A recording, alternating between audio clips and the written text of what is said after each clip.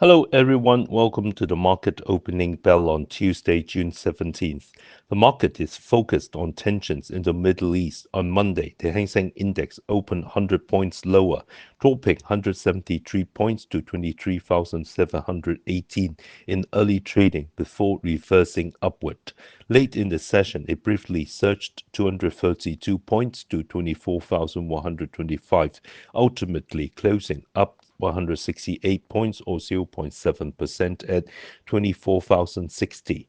The H-share index rose 74 points or 0.9% to 8,729, and the Hang Seng Tech Index gained 60 points or 1.1% to 5,299.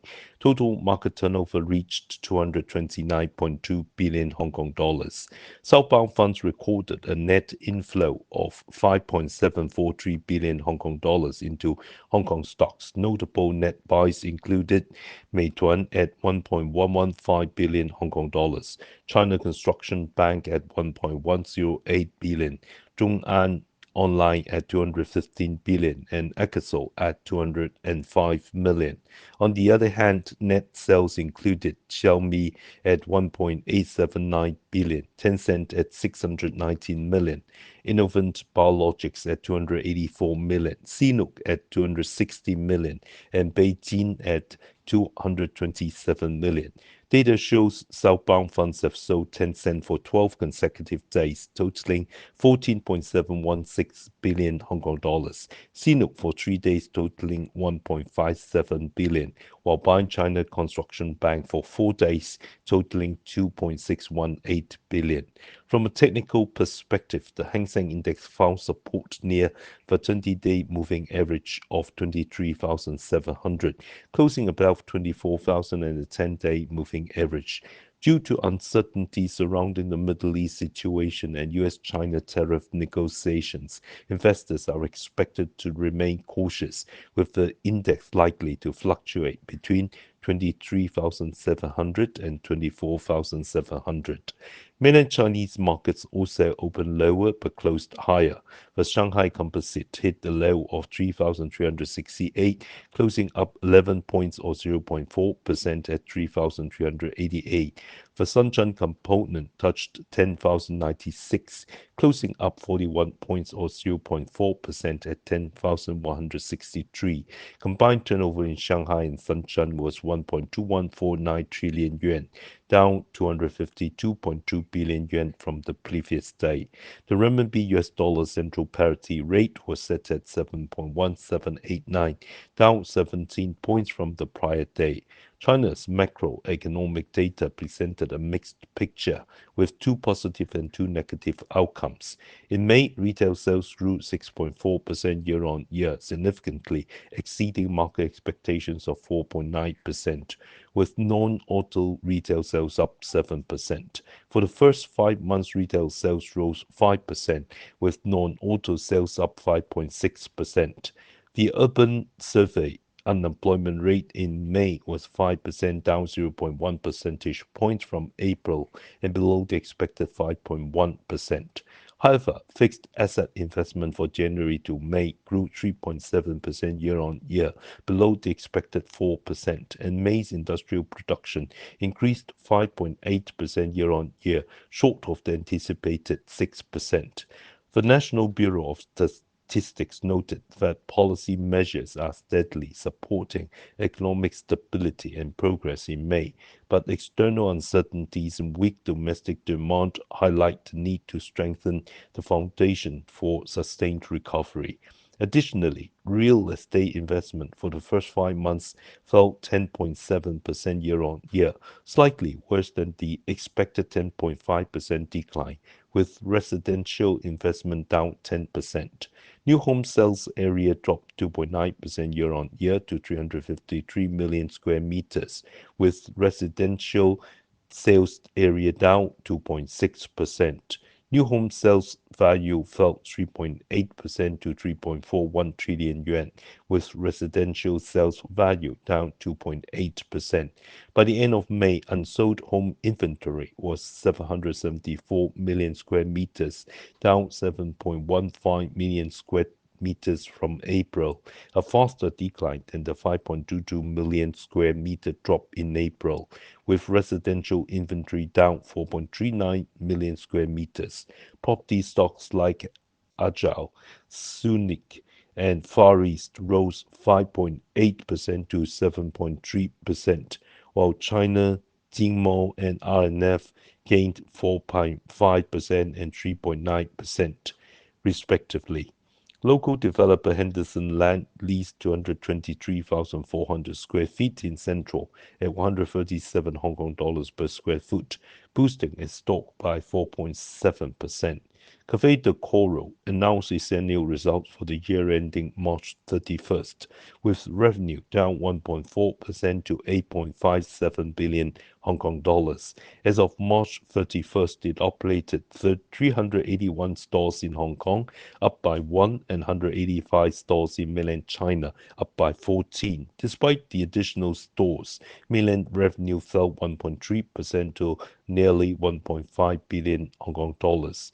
Net profit attributable to shareholders dropped 29.6% to 230 million Hong Kong dollars, or 25.2% after excluding property valuation losses. Gross margin fell 1 percentage point to 10.4%. Basic earnings per share declined 28.1% to 0.41 Hong Kong dollars. The final dividend was cut 40.5% to 25 cents per share, with a total dividend of 40 cents per share, representing a 99.7% payout ratio and a yield of approximately 5.6% at current prices. Wall Street Journal reported that Iran may be willing to restart nuclear program talks to ease tensions with Israel, raising hopes among investors for a de-escalation of Middle East geopolitical tensions. U.S. stocks opened higher and maintained strong gains, with the Dow Jones Industrial Average closing up 317 points, or a 0.75% rise at 42,515 points. The S&P 500 gained 56 points, up 0.9%, closing at 6,033 points, while the Nasdaq rose 294 points, a 1.5% increase to 19,701 points. The Nasdaq Golden Dragon China Index, reflecting Chinese concept stocks, climbed 149 points, or 2.1%, to 7,383 points. Major tech stocks broadly advanced, boosted by news that advertisements will soon launch on WhatsApp. Meta rose 2.9% to 702 and 2.12 US dollars, surpassing its previous closing high of 701.86 US dollars set on June 10th. Nvidia gained 1.9% to $144.69, nearing its record closing high of $145 from June 12th. Amazon rose 1.9%, Alphabet increased 1.2%, Tesla advanced 1.17%, Apple gained 1%, and Microsoft rose 0.9%, hitting a new closing high. Additionally, AMD surged 8.8%. The easing of geopolitical tensions led to a retreat in previously soaring oil prices. Brent crude fell to around 73 US dollars per barrel, and WTI crude closed below $72, down over 1.5%. Cooling safe haven sentiment also pushed spot gold prices down 1.4% to $3,385. The Federal Reserve began a two-day policy meeting today, with markets widely expecting it to maintain current interest rates. The G7 summit is taking place this week in Canada, with trade frictions and security issues as key focuses. Canadian Prime Minister Mark Carney emphasized promoting peace and stability, but warned that Canada may retaliate if the U.S. does not withdraw tariffs on steel and aluminum. Our stock pick today is China Literature Group, stock code 772. China Literature Group is making significant strides across multiple sectors, including film, television, animation, and comics. According to the 2024 Cultural Industry IP Value Comprehensive Ranking by Renmin University's Creative Industries Technology Research Institute. Three of the top five IPs belong to China Literature.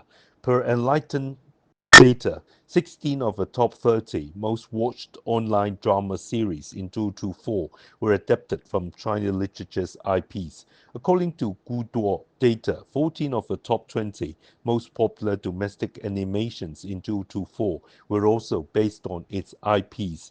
In the film and TV sector, the group launched several blockbuster titles, including YOLO, The Legend of Shen Li, Joy of Life 2, The Tale of Rose, and The Guardians of the Da Feng, securing the top spot in national box office rankings and dominating online streaming charts.